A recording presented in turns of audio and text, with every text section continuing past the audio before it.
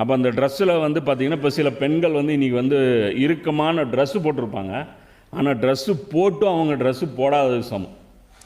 ஏன்? அந்த உறுப்புகள் பிதுங்கிட்டு தெரியணும். அதாவது அந்த ட்ரெஸ்ஸை வந்து அவங்க கேட்டால் உடல் மறைச்சிருக்கேன், ட்ரெஸ்ஸு போட்டிருக்கேன். இப்போ புர்கா கூட எப்படி வந்துருச்சு, டைட்டான புர்கா வந்துருச்சு. கேட்டால் என்ன சொல்கிறாங்க, புர்கா நான் போட்டு தானே இருக்கேன் அப்படிங்கிறாங்க. ஆனால் அவங்களுடைய அந்த தாட் என்ன, என்னுடைய உடல் வந்து அடுத்தவனை ஆச்சரியப்படுத்தணும். உடலுங்கிறது அது வெளிப்படுத்துவதற்கோ அதை வந்து பெருமை காடிப்பதற்கோ கிடையாது. ஆனால் அந்த உடலை வந்து இன்றைக்கி என்ன பண்ணிட்டாங்க, ஆண்களும் சரி பெண்களும் சரி. இந்த நீயா நானா ஷோவில் கூட ஒரு பெண் வந்து சொல்லுவாங்க, அதாவது நான் எந்த ஆணுடைய உள்ளத்திலும் சலனத்தை ஏற்படுத்த நான் விரும்பலை அப்படின்னு சொல்லிட்டு ஒரு முஸ்லீம் அல்லாத பெண் சொல்லுவாங்க. சுபானல்லாஹ், இதுதான் பியூட்டியை, புரியுதுங்களா? அப்போது இது வந்து ஆணுக்கு வந்து பார்த்திங்கன்னா இது மிகப்பெரிய பாதிப்பு ஏற்படுத்தும். இது சமூகத்தை வந்து டேமேஜ் பண்ணும். இன்றைக்கி வந்து வெறும் ஹாஃப் டவுசர் போட்டுட்டு நம்முடைய தமிழ் பெண்களை பார்க்க முடியுது. இயல்பாக இருக்க கூத்து என்ன தெரியுமா, அப்பம் கூட வர்றாங்க.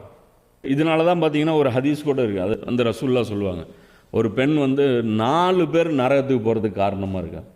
ஒன்று தன்னுடைய தந்தை, ஏன்னா அவன் ட்ரெஸ்ஸு விஷயத்தில் கண்டிக்கலை. 2வது சகோதரன், அவனும் பார்த்துட்டு பார்க்காம இருந்தான். 3வது கணவன், அவனும் பார்த்துட்டு பார்க்காம இருந்தான். 4வது பையன், தன் தாய் வந்து எப்படி ட்ரெஸ்ஸு போடுறா அதை பற்றி அவன் கேர் பண்ணவே இல்லை. ஏன்னா இது வந்து ஆண்களுடைய பொறுப்பு. அந்த வீட்டில் வந்து ஹிஜாப் வந்து ஃபாலோ பண்ணப்படுதா இல்லையாங்கிறது. அப்போ இவங்கெல்லாம் என்ன பண்ணுறது, நம்ம மானிட்டர் பண்ண முடியுமா? கேட்டால் ஆணாதிக்க சமூகம்பா, அதும்பா இதும்பா. இன்றைக்கி போய்ட்டு டிபேட் ஷோவில் நீயா நானெல்லாம் உட்காந்துட்டோம்னா நாரி போயிடும். அவங்களுக்கு வழிகாட்டுதல் இல்லை. அவங்களுக்கு வந்து வேதத்தை வந்து இல்லை, வேதத்தில் வந்து அவங்களுக்கு வந்து ட்ரெஸ் கோடு சொல்லப்படல, அதனால் அவங்க அப்படி இருக்கிறாங்க. ஓகே, அவங்கள நம்ம வந்து குறை சொல்ல முடியாது. அவங்க இப்படி ட்ரெஸ் பண்ணணுன்னு கம்பல்சரி பண்ணுவாங்க. ஆனால் அடுத்தவங்க அதான் சொல்கிறோம்ல, எப்பயுமே வந்து பார்த்திங்கன்னா இந்த ட்ரெண்ட் என்ன இருக்கோ அதை ஃபாலோ பண்ணுறவங்க தான் மைண்டு. அப்போ இதை ஃபாலோ பண்ணக்கூடாது. இதுதான் வந்து இப்லீஸ் வந்து பண்ணக்கூடியது. அப்போ இதை புரிஞ்சுக்கணும். அதே மாதிரி இந்த ட்ரெஸ்ஸு வெளிப்படுற அந்த வெக்கம் வந்து தொடர்ச்சி அந்த உங்களுக்கு வெக்கம் வந்து இல்லாமல் போயிடும். ஆனால் ஆண் வந்து அந்த பெண்ணுடைய அந்த நிர்வாணத்தை வந்து அவன் வந்து கண்டிப்பாக அவனுடைய கவனத்தை திசை திருப்பும். இதெல்லாம் வந்து நம்ம ஜாக்கிரதையாக இருக்கணும், கவனமாக இருக்கணும்.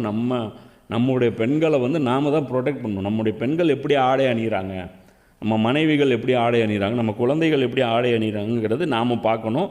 இது நம்முடைய பொறுப்பு. இது வந்து சமூகத்தில் மிகப்பெரிய இது பண்ணும். இது சாதாரண ஒரு விஷயம் கிடையாது. அதனால தான் அல்லாஹ் வந்து இதை ரொம்ப கவனமாக இதை பாருங்கள் அப்படின்னு சொல்லிட்டு அல்லாஹ் சொல்கிறான்.